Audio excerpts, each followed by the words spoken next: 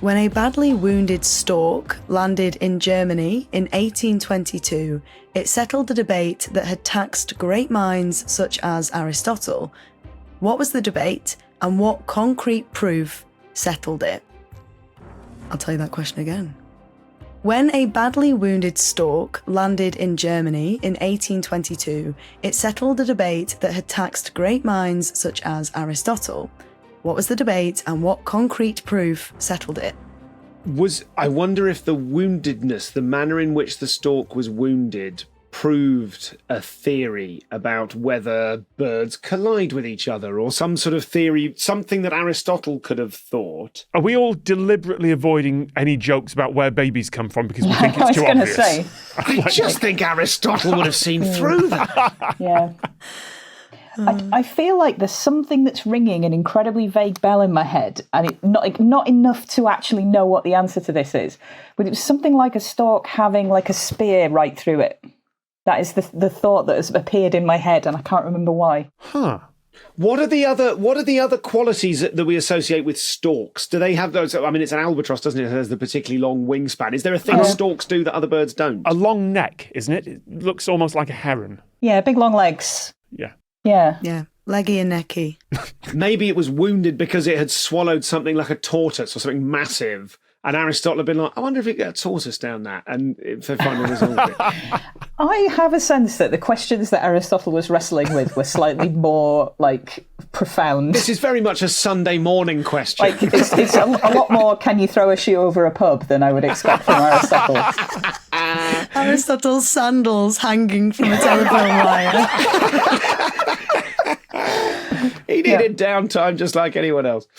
A badly wounded. I'm interested in what kind of injury it was. Also, this is 1822, right? Yeah. 1822, yeah. And the question has been going since Aristotle. Yeah, it's more saying this is a debate that loads of people were like, what's going on? Was the injury the shoe that had been thrown over the pub still stuck? Just strangled his beak? Aristotle saw a sandal-shaped thing in the stork's throat and was like, oh, it can swallow that then. If it hadn't happened since the time of Aristotle, it's probably some sort of mad coincidence that they'd wondered about, like a bullet hitting a bullet or something. Do you know what I mean? Something that you just don't get to. You can only hypothesize about it unless it happens to happen. Yeah. And that's why it took so long to actually happen. I'm almost wondering about, the whole thing about, like, when they brought aeroplanes back from the war and they were like, oh, these are the bits that it's got loads of bullet holes on, so we need to reinforce these bits. And it turns out that actually that was wrong, because the ones that didn't come back were the ones that had holes in places other than that.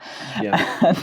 Like maybe this... Bit of survivorship bias. The stork was somehow injured in a way that proved something was possible that no one had thought previously, but because all the storks that had been injured in that way before never actually came back. But also, like, people have been happily experimenting on animals for a long time. In 1822, if you wanted to settle a debate that required an injured stork, you could probably just go and injure a stork. You just make one. Yeah.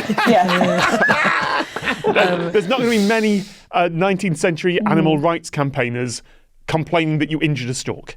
So what's a freak accident that could only happen every 2,000 years to a stork? Well, I would say, Katie, trust your memory, mate. Okay. I mean, like, has it been injured by something that, like, it's brought back the thing that has now got it stuck in it, and that's... Spear all the way through. Keep going. I was going to say lightning, and I just wanted to have said lightning, even though we know it isn't that. I just wanted everyone to know that I thought lightning. Can a stork survive a bolt of lightning? Yeah, that actually you can't... If it has a spear through it, the spear conducts the... Yes! But is it like a spear from a particular place or culture that it's brought back with it? This is the bell that's being rung in my head. Migration. Yeah. It's where storks the direction. Go. Yes! Because the stork has brought back... You're right, this was ringing something in my head, and I think I've read this somewhere. It had brought back... It must have been a weapon or something, a hunting spear, something like that, from a location that could be tracked. You are correct. So the question is, where do storks go? Where do storks return from? Yes. When they bring back the babies. Yeah. Yeah, more broadly, you're exactly right, team. Congratulations. Oh, wait, do they remember their roots? Like, did they see the stork go and then come back a year later with the same spear still through it? Oh, it was injured and it carried a spear. Oh, right, I recognise that. We saw that. Someone at the other end had bunged a post-it note on the spear. and it came These back. days, we just put rings round the legs, but those days, spear all the way through. Yeah, wow, we really got right in and then got right out again. Yes, exactly right. So basically the question, it's not just storks in particular, it's migration of birds. Where the heck did the birds go? And essentially this stork came back and it had skewering it right through its neck. I do recommend Googling a picture of a dramatic representation. I think the stork is in a museum somewhere. Anyway, it has this small spear or arrow that was from Central Africa. It was made of a particular type of wood. And so this answered the question, oh, right, birds must go somewhere else. Because previously theories have been everything from, they burrow into mud in the bottom of lakes to they fly to the moon.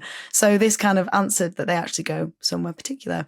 And we've had a bit of German in this episode. Because it landed in Germany, it was named the Pfeilstorch, which means arrow stork.